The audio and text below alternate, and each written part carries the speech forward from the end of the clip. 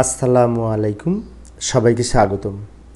প্রিয় শিক্ষার্থী বন্ধুরা, আজকে আমি হিসাব বিজ্ঞান দ্বিতীয় পত্রের আর্থিক বিবরণী প্রস্তুত সংক্রান্ত নিট মুনাফার পরিমাণ কীভাবে নির্ণয় করতে হয় তা আলোচনা করব। তো আলোচনায় আছি আমি মোহাম্মদ সিরাজুল ইসলাম, বরিশাল সরকারি model school and college, Barishal. চলো শুরু করা যাক।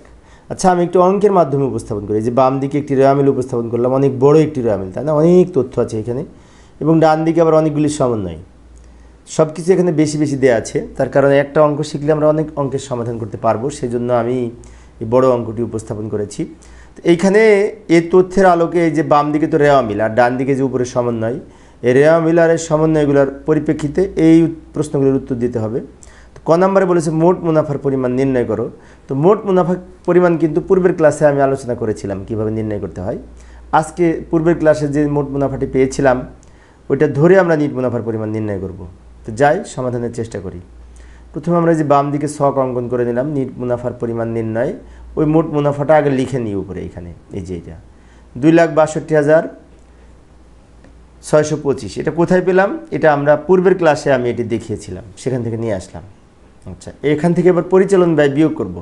আচ্ছা, ওই রেওয়ামিলটাকে আমি একটু ছোট করে যে ডান দিকে উপস্থাপন করেছি, শুধুমাত্র এই নিট মুনাফার সাথে রিলেটেড যে সমস্ত সমন্বয় এবং নিট মুনাফার সাথে রিলেটেড যে সমস্ত তথ্য আছে সেগুলি আমি এখানে নিয়ে এসেছি। এগুলোর পরিপ্রেক্ষিতে আমরা নিট মুনাফা বের করব। তো বাদ পরিচালন ব্যয়ের মধ্যে যে বেতন আছে 5,000 টাকা, বেতন সম্পর্কে কোনো সমন্বয় তো দেখছি না। বেতন আগে লিখি। বেতন এই যে এখানে দেওয়া আছে 5,000 টাকা। প্রশ্নটি একটু ছোট হয়ে গেছে, উপায় নাই, কেননা এখানে পাশাপাশি রাখতে হলে আমাকে উত্তরটা একটু বড় করে উপস্থাপন করছি যাতে তোমাদের সুবিধা হয় বুঝতে। এরপরে এই যে ভাড়া বলা আছে 3 ভাগের 1 ভাগ কারখানা, তাহলে 3 ভাগের 2 ভাগ হচ্ছে অফিসের, সেজন্য ভাড়া 3 ভাগের 2 ভাগ, এই 12,000-এর 8,000 টাকা হবে, এখানে লিখব। এরপরে আছে ইজারা সম্পত্তির পাশে 10 বছর লেখা আছে। তো অফিস সাপ্লাইস আছে, অফিস সাপ্লাইস কত ছিল? এই যে অফিস সাপ্লাইস, এই যে অফিস সাপ্লাইস 10,000 টাকা। অফিস সাপ্লাইসের সাথে কোনো সমন্বয় আছে? এই যে অব্যবহৃত সাপ্লাইসের পরিমাণ 2,500, এটা বিয়োগ হবে। এই যে অফিস সাপ্লাইস আছে না 10,000, এটা লিখব প্রথম ঘরে। এখান থেকে এই যে 1 নম্বর সমন্বয়ে বলা আছে 2,500 টাকা অব্যবহৃত রয়েছে, এটা বিয়োগ হবে। বাদ অব্যবহৃত সাপ্লাইস 2,500 বিয়োগ করে 7,500 টাকা হবে। অর্থাৎ এই যে সাপ্লাইস এখানে দেওয়া ছিল 10,000, ওখান থেকে যে 1 নম্বর সমন্বয়ে 2,500 টাকা অব্যবহৃত সাপ্লাইস আছে, এটা বিয়োগ হবে।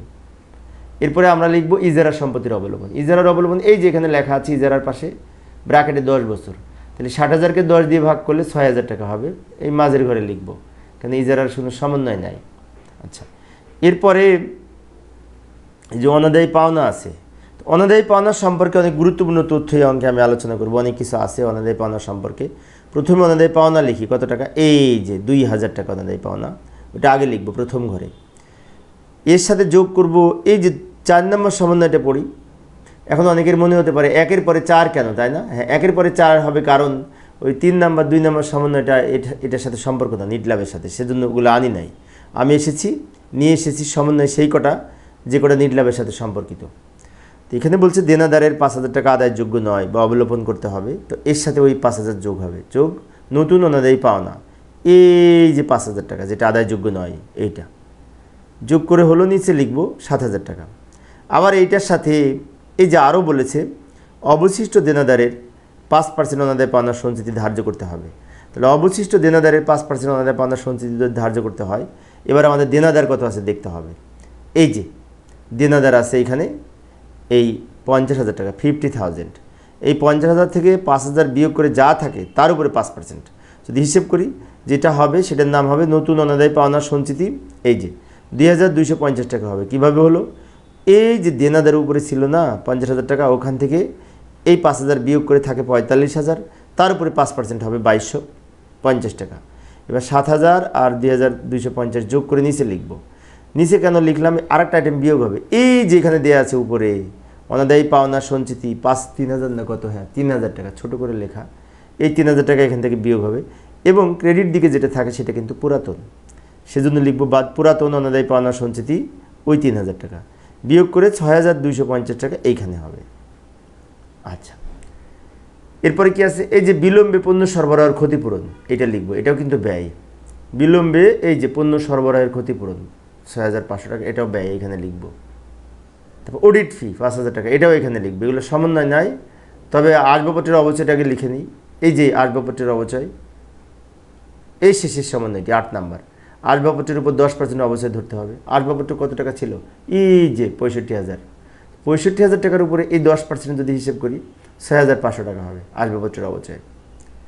এরপরে আমরা লিখব এই অডিট ফি। অডিট ফি এই যে দেওয়া আছে 5,000 টাকা, প্রশ্নের মধ্যে দেওয়া আছে রেওয়া মিলে 5,000 টাকা। এবার এগুলো সব যোগ করে কোথায় লিখব? এইখানে লিখব। এইগুলো কিন্তু পরিচালন ব্যয়। এই যে এখান থেকে শুরু করে এই মাঝের ঘরে যেগুলি বসেছেন এগুলো সব পরিচালন ব্যয়। তো পরিচালন ব্যয় যোগ করে আমরা এইখানে লিখলাম। এবার নিচে একটি দাগ দিব। এই যে উপরের টাকা থেকে নিচেরটা বিয়োগ করব, বিয়োগ করে নিচে লিখব। এইটার নাম হবে পরিচালন মুনাফা।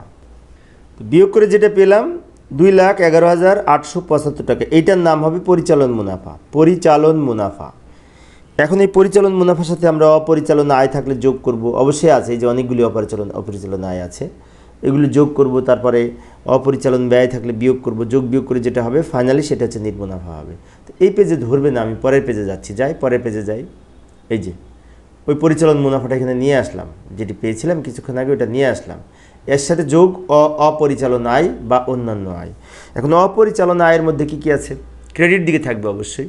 এই যে এখানে কমিশন প্রাপ্তি, শেয়ার হস্তান্তর ফি, তারপরে এই যে সর্বোৎকৃষ্ট পণ্যের কী যেন পুরস্কার, এটাও তো আয়, তাই না? বিনিয়োগের সুদ, এই যে বিনিয়োগের সুদ অনেকগুলি আছে, একটা একটা যাই। প্রথমে বিনিয়োগের সুদ। এই যে বিনিয়োগের এই যে বাম দিকে বিনিয়োগের সুদ। বিনিয়োগের সুদ এখানে বলা আছে 10% বিনিয়োগ 1/6। তো 1/6 যদি থাকে তাহলে কিন্তু 7 মাসের সুদ হবে। 1 লক্ষ টাকা 10% হিসেব করে যা হয় তাকে 7 দিয়ে গুণ 12 দিয়ে ভাগ করলে বিনিয়োগের সুদ হবে, সেটা আমরা এই মাঝের ঘরে লিখব। এর সাথে আমরা আরও আছে, বিশেষ করে এই যে শেয়ার হস্তান্তর ফি আছে, কমিশন আছে, সর্বোৎকৃষ্ট পণ্যের পুরস্কার আছে, অনেক কিছু আছে, কিন্তু এটা ধাপে ধাপে লিখি। এই যে শেয়ার হস্তান্তর ফি, এই যে এখানে আছে শেয়ার হস্তান্তর ফিটা আয়, এটা আমরা লিখলাম। এরপরে এই যে সর্বোৎকৃষ্ট পণ্যের পুরস্কার তো আয়, সেজন্য পুরস্কারটা এখানে বলবে, কারণ এটি অন্যান্য আয়ের মধ্যে আয় হিসেবে গণ্য হবে। তারপর কমিশন প্রাপ্তি 5,000 টাকা, কমিশন লিখব। এই কমিশন প্রাপ্তি 5,000 টাকা ডান দিকে আছে। আর কিছু আছে? তো এইগুলো হচ্ছে অপরিচালন আয়। এবার এখানে নিচে দাগ দিয়ে এগুলো যোগ করে আমরা এইখানে লিখব। এবার এই উপরেটার সাথে এই অপরিচালন আয় যোগ করে নিচে লিখব। নিচে এই টাকাটা হবে। যোগ বিয়োগে যদি ভুল হয় তাহলে তোমরা খেয়াল রাখবে, তোমরা নিজেও যোগ বিয়োগ করে দেখবে। আমি তো একবারে করেছি, যাই হোক আশা করি ভুল হবে না। এটার কোনো নাম হবে না। তো এখান থেকে আমাদের অপরিচালন ব্যয় যদি থাকে বা অন্যান্য ব্যয় যদি থাকে বিয়োগ হবে। তো অন্যান্য ব্যয় আছে, এই যে ঋণপত্র আছে 10%, 1/3/20। 1/3 মানে কি? মার্চ মাসের 1 তারিখ থেকে যদি আমরা হিসাব করি, মার্চ সহ আমাদের হিসাব করতে হবে। মার্চ, এপ্রিল, মে, জুন, জুলাই, আগস্ট, সেপ্টেম্বর, অক্টোবর, নভেম্বর, ডিসেম্বর, তাহলে 12 মাসের মধ্যে 10 মাস হচ্ছে। তাহলে এই 35,000 টাকার উপরে 12% হিসেব করলে 4200, তাকে 12 দিয়ে ভাগ করে 10 দিয়ে গুণ করলে 3500 হবে। ঋণের সুদ বা ঋণপত্রের সুদ বলে আমরা 3500 লিখব। এবার বিবিধ ক্ষতি আছে। বিবিধ ক্ষতি কোথায় পাবো? এখানে এই যে 7 নম্বরে বলা আছে, ক্যাশিয়ার কর্তৃক 1000 টাকা চুরি হয়েছে, মানে ক্যাশিয়ারের নিকট থেকে 1000 টাকা চুরি হয়েছে। এই চুরিটা হচ্ছে বিবিধ ক্ষতি, এটা এখানে লিখব। এবার এই দুটো যোগ করে এই শেষের ঘরে লিখব। এবার এই যে উপরেরটা থেকে নিচেরটা বিয়োগ করে যেটা হয় সেটা নিচে লিখব। এইটার নাম হচ্ছে এই নিট মুনাফা। এটার নাম হবে সর্বশেষে আমরা এই যে নিট মুনাফা পেলাম। এইভাবে আমরা নিট মুনাফার পরিমাণ নির্ণয় করতে পারি। তো প্রিয় শিক্ষার্থী বন্ধুরা, আমি অল্প অল্প করে আলোচনা করি, নাহলে শিক্ষার্থীদের অনেক সময় বোরিং লাগে। তো পরের ক্লাসে আমি অবশ্য এই নিট মুনাফার পরিমাণ ধরে কি আলোচনা করব লক্ষ্য করি। পরের ক্লাসে আমি এই যে সংরক্ষিত আয় বিবরণী কীভাবে প্রস্তুত করতে হয় সেটি আলোচনা করব। সংরক্ষিত আয় বিবরণী অত্যন্ত গুরুত্বপূর্ণ একটি বিষয়, সেটা আলোচনা করব সামনের ক্লাসে। দেখার আমন্ত্রণ রইল। পরিশেষে সবাই ভালো থাকবে এবং সুস্থ থাকবে এই কামনায় খোদা হাফেজ।